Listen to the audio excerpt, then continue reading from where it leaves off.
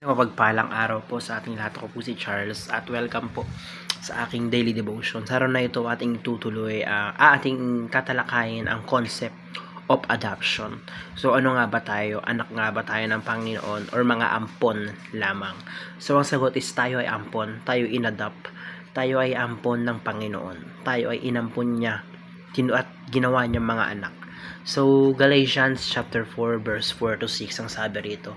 But when the set time had fully come, God sent His Son, born of a woman, born under the law, to redeem those under the law, that we might receive adoption to sonship. Because you are His sons, God sent the Spirit of His Son into our hearts, the Spirit who calls out, Abba, Father. So sa Tagalog, subalit nung dumating ang ganap na kapanahunan, isinugo ng Diyos ang kanyang anak na ipinanganak ng isang babae at pininganak sa ilalim ng kautusan upang tubusin ang mga nasa ilalim ng kautusan, upang matanggap natin ang pagkupkop bilang mga anak.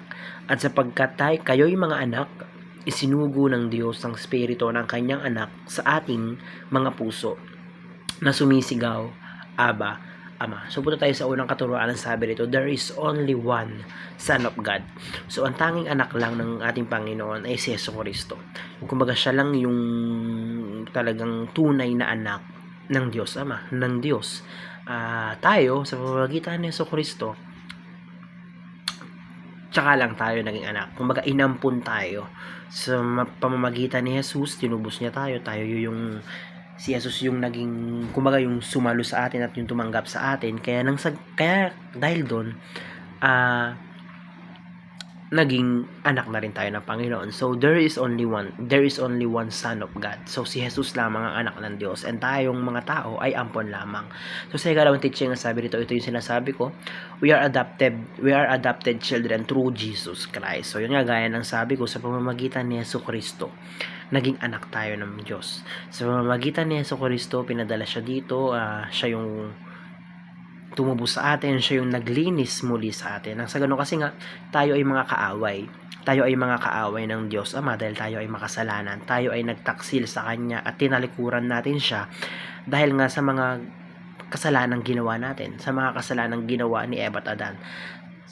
Pagkatapos nun, pinadala niya si Jesucristo. Sa pamamagitan ng Kanyang pagmamahal at awa, pinadala niya dito sa lupa si Jesucristo para bawiin tayo sa kasalanan na yon. And pagkatapos nun, dun tayo naging ganap na anak ng Diyos. Sa pamamagitan ni Jesus, tinanggap muli tayo, inampun tayo ng Diyos Ama. So sa ikatlong teaching ang sabi rito, we receive the Spirit who cries, Abba, Father.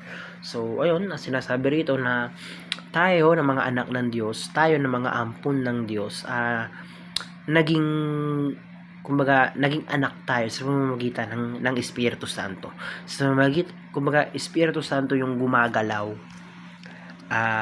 or yung gumagalaw dito sa lupa para maging anak tayo ng Diyos, para masabi na anak tayo ng Diyos. So, kumbaga, nare-receive natin, natatanggap natin yung Espiritu Santo. Kaya tayo naging anak ng Panginoon Diyos. So sa application punta tayo, paano ba natin ito maya apply sa ating mga buhay? So unang-una dito, stick to our blood relationship with God. So yun na nga, dahil tayo nga ay anak ng Diyos, tayo ay naging anak na ng Diyos, tayo inampun na ng Diyos, so ang Diyos na ang Ama natin.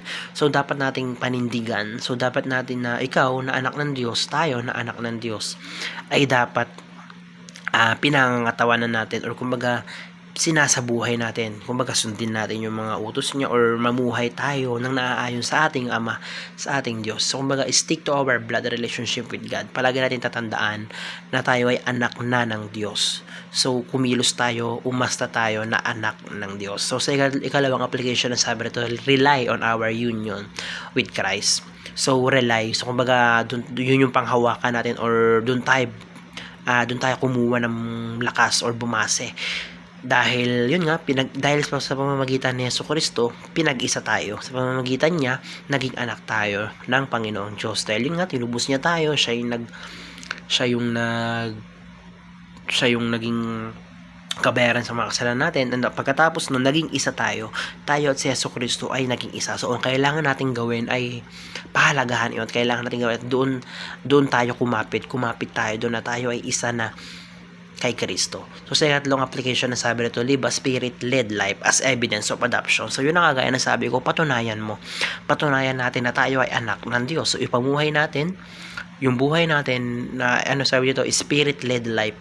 Kumaga, bilang ebidensya, bilang patunay na ikaw ay anak na ng Diyos, na ikaw ay inapo na ng Diyos, mamuhay ka ng may Espiritu Santo sa buhay. Mamuhay ka ng tama yung ginagawa mo, mabuhay ka ng nasa tama, mamuhay ka ng matuwid. So, yun lamang. Napakarami kong natutunan sa araw na ito. Glory to God.